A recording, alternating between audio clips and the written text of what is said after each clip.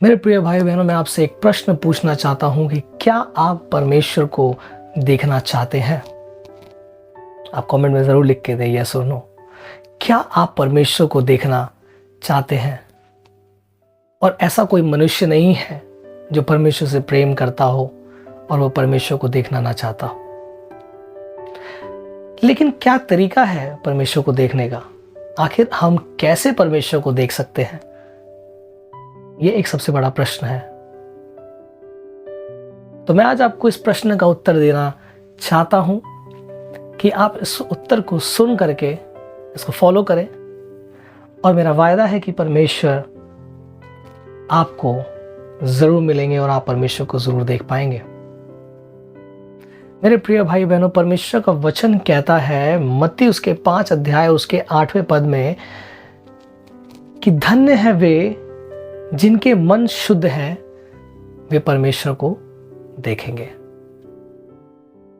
कितना सिंपल सा आंसर है। धन्य है वे जिनके मन शुद्ध हैं, वे परमेश्वर को देखेंगे।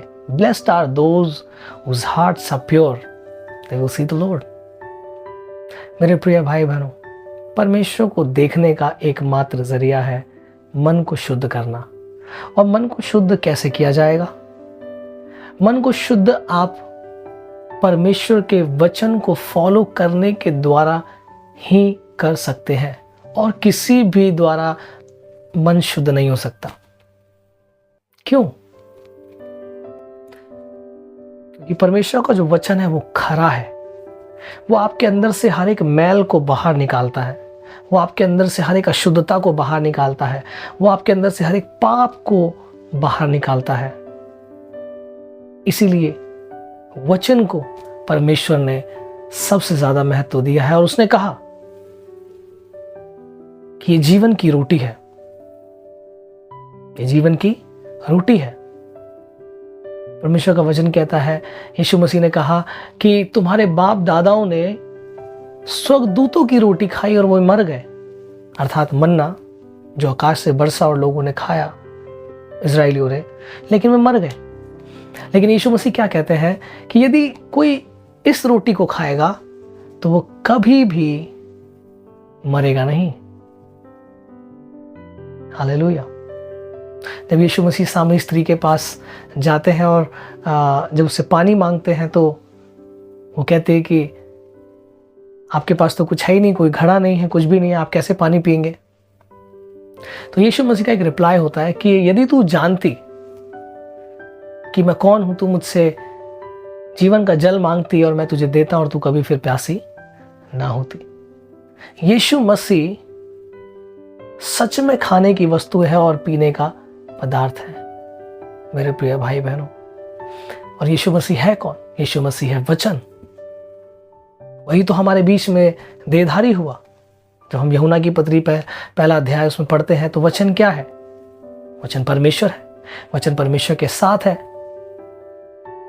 और जब हम चौथा पद में पढ़ते हैं तो उसमें लिखा है कि वचन देहधारी हुआ और हमारे बीच में उसने डेरा किया। ये जो पवित्र वचन है ना, यदि आप इस वचन को ग्रहण कर लेंगे, इस वचन को अगर आप खा लेंगे, तो मेरे प्रिय भाई बहनों, ऐसा हो ही नहीं सकता कि आपके मन शुद्ध ना हो। ऐसा हो ही नहीं सकता कि आप अपवित्रता की जीवन बिता सकें। लेकिन यदि आपने सचमुच में, सही मायने में यीशु मसीह को अपनाया है और जो उसने कहा है वो उसको अगर आपने फॉलो किया है, तो परमेश्वर आपके मन को शुद्ध करता है और वो आपको मौका देता है कि आप उसको देख सके, आप उससे मिल सके, क्योंकि वो हमारा स्वर्गीय पिता है और वो चाहता है कि आप उससे मिले। वो चाहता है कि आप उसकी आवाज को सुने। वो चाहता है कि आप उसे देखें। हालेलुया। प्रभु आपको बहुत आयत से आशीष दे। परमेश्वर में बने रहें, उसके वचनों को पढ़ते रहें और अपने मन को शुद्ध रखें। किसी भी पाप में अपने आप को जाने ना दें। पाप को अपने ऊपर हावी ना होने दें, क्योंकि पाप ही एक ऐसी वस्तु कह लीजिए जो हमारे और परमेश्वर के बीच में एक दीवार को खड़ा करता है, जिसके द्वारा हम परमेश्वर के वाणी को हम सुन नहीं पाते, उसको हम देख नहीं पाते। मेरे प्रिय भाई बहनों, यदि आप परमेश्वर को देखना चाहते हैं तो इस वचन के अनुसार आपके मन को शुद्ध होना पड़ेगा। आपका मन शुद्ध होना पड़ेगा, और शुद्ध होने का एक ही जरिया है, यीशु मसीह को अपना संपूर्ण जीवन समर्पित करना। पौलुस कहता है कि अब मुझ में मैं ना रहा परंतु मसीह मुझ में जीवित है। और वचन कहते हैं कि यदि तुम शरीर के अनुसार चलोगे तो तुम मरोगे, लेकिन अगर तुम आत्मा के अनुसार चलोगे तो तुम जीवित रहोगे। मेरे प्रिय भाई बहनों, शरीर जो है वो शारीरिक लालसाओं को की ओर हमको बढ़ने के लिए प्रोत्साहन करता है, जैसे कि हमको कमाना है, हमको अमीर बनना है, हमको ऊंचाइयों को प्राप्त करना है। मेरे प्रिय भाई बहनों, सांसारिक चीजें यही रह जाएंगी, लेकिन जब हम आत्मिक रीति से अपने जीवन को बिताते हैं तो परमेश्वर हमको मिलता है, वो हमको बताता है कि हमको क्या करना है, कैसे करना है। क्योंकि परमेश्वर चाहता है, यदि वो आपका पिता है और आप उसके पुत्र हैं, तो वो चाहता है कि आप ऊंचाइयों को प्राप्त करें। और मैं आपको बताना चाहूंगा कि परमेश्वर आपको यूं ही प्रदान करना चाहता है सारी चीजें, यूं ही, है ना। बाइबल बताती है कि पहले धर्म और राज की खोज करो, धर्म और उसके राज्य की खोज करो। धर्म क्या है? परमेश्वर है, पिता है, स्वर्गीय पिता जिसने आपको और हमें बनाया है। यदि आप उसको खोजेंगे तो परमेश्वर आपको मिलेगा, और यदि आपको परमेश्वर मिल गया एक बार, तो परमेश्वर में सारी चीजें हैं। धन, महिमा, जीवन तीनों उसी में ही है। तो परमेश्वर आपको धन भी देगा, महिमा भी देगा, जीवन भी देगा। हालेलुया। और कहता है कि जो धर्म और राज की खोज करो तो सारी वस्तुएं तुम्हें यूं ही मिल जाएंगी। हालेलुया। कितना बेहतरीन प्रॉमिस है।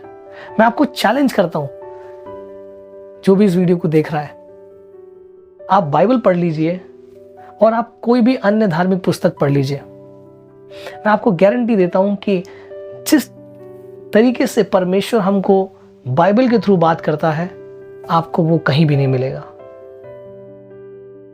क्योंकि ये जीवन की रोटी है जो स्वर्ग से उतरी है, परमेश्वर ने दिया है हमें। हालेलुया। प्रभु आपको बहुत आयत से आशीष दे, उसकी शांति आपके साथ बनी रहे। इस चैनल को सब्सक्राइब ज़रूर कीजिएगा और इस मैसेज को ज़रूर शेयर कीजिएगा अपने प्रियजनों में, और उन लोगों को भी जिनको इस वचन की बेहद ज़रूरत है। और हमारे नंबर पे, जो व्हाट्सएप नंबर है, उस पर आप हमें मैसेज भी कर सकते हैं, अपना प्रार्थना, प्रेयर रिक्वेस्ट, हम आपके लिए ज़रूर प्रार्थना करेंगे। प्रभु आपको आशीष दे। God bless you. Thank you for watching this video. Please like, share and subscribe to our channel, and don't forget to press the bell icon. Thank you.